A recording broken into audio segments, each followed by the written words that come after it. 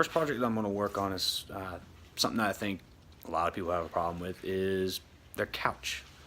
I'm not making a couch, I'm not adding to my couch. I'm actually making a space behind the couch. Is you got cords, you've got space that is kind of you don't use a whole lot of. So what I'm going to do is I'm going to build a shelf that goes behind it. I'm going to actually put in 2 wall plugs that plug in and give us some place to charge our phones, plug in lamps. So we're not always having to reach behind the couch to put a plug in. So I'm just going to show you what I'm going to do along the way, and hopefully it turns out okay. So these are the items that I picked up today. I picked up some lamp cord. I got about 20 feet. I'm not sure how much I need. It was kind of on the cheap side, so I picked up more than I need. Got 3 boards here. First one is going to be a 1x4. Went to Home Depot. Just got the Select Pine. It's a little bit cleaner than the regular stud material that they have. And then 2 1x6s. All of these are 8-foot lengths. Hopefully that should be enough wood. I won't have to make a second or third trip. So the plugs I'm going to put in is one of them. It's going to be these fancy ones here. It's really a wall plug, but it's got the 2 USB ports in it. They're a little more on the expensive side. It was about $20-something for that one, and then just a regular wall plug. So I got some plates. Eventually I do want to put in the second one, so I got two of these plates here, 2 electrical boxes, and wire clips. So basically my design is pretty simple. It's just going to be a U shape, just like that. Going to be 80 inches long by about 31 inches high. And then the 1x4 I'm actually going to run underneath for some support, so hopefully it doesn't sag. And then just space out the boxes a little bit, because right now I've got one electrical outlet there that this is going to cover that sits behind the couch. So the couch actually extends out this way, and this will run right along the back edge of it. So hopefully it works out. Let's see. So essentially this is what I'm going for. Hopefully, like I said, everything works out. We have to make a few adjustments on the cuts, but we'll see. So a while ago I bought this little pocket hole jig from Craig. At the time it was about all I could afford, because this is only about $20 for that, plus the drill bit, which worked out. I mean, I made it work because it comes with where you need to line everything up, just a pair of vice grips, clamp it down in place, drill your hole, and there you go. But my father-in-law, he was gracious enough to set me up with this little more advanced jig that I got. Clamps the wood in place, and it's a pretty easy dial to set in where your wood's at. I've been using this thing pretty frequently on the items that I've been building. Seems to be working okay. So one of the nice things about this jig is it's got a layout on here, and when you figure out what your depth of wood that you're drilling into is going to be, you just loosen up this set screw right here, slide, and adjust to the mark.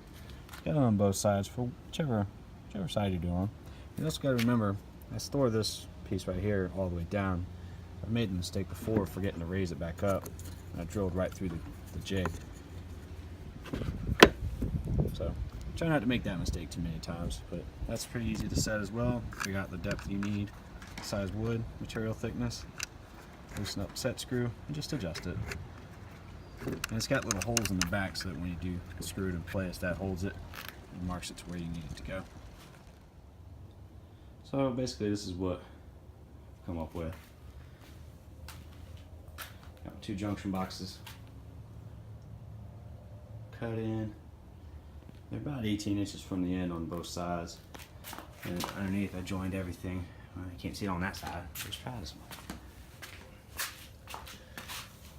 Everything's in there with pocket holes and screws. 1.25 inch screws because it's 3/4 material. Seems a little wobbly, but it'll go behind the couch, so the couch will help hold it against the wall. So the next thing I'm going to do is I'm going to use my router.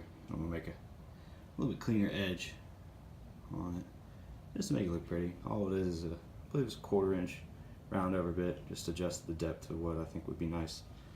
Give it a little bit of profile. First, what I'm going to do is I'm going to route the edges, and just to kind of prevent the chip out. That's what I've seen people do. So I'll give it a shot. Let's see. So I'm back at it today. I had to take a little bit of break due to work and scheduling and stuff. I got the routing done on the top, and it looks pretty good. One thing I did find, I didn't take into account when I did it with the Craig jig, is my router found right there on the top the screw heads, or the tips of the screws. They're not very big, so I'm not going to do anything with them. What I want to do is just clean up some of these holes that are in it. I'll use some wood putty and some filler.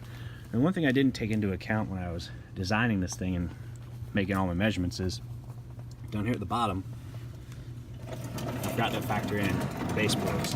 So what I'm going to do today is I'm going to just cut out a notch right there on both sides. And I made sure that I taped the back because I got a side that I'm going to put towards the wall. Had a knot that fell out and I can't seem to find it. And another little gouge on the side over here. Yeah, it's moving right along. Hopefully I can get it finished up sanding today, get it stained, get it in place. So what I did to kind of get around the baseboard a little bit, let's make a little template instead of having to cut my good wood. So once I got this a little bit closer to where I needed it, just lined it up, just made my cuts with a jigsaw. Test fit it, fits pretty good. So now I'm gonna put it all back together, get the final sanding down, get it stained, and put it back in the behind the couch. So I got it sanded down, all put back together. I started out with 120 grit sandpaper, finished up to 220. Now I'm going to use a pre-stained wood conditioner. I haven't used it very much, so I'm still learning how it works. The last project I did, at first I didn't think it worked very well, and then once it was stained and sealed, everything came out pretty good.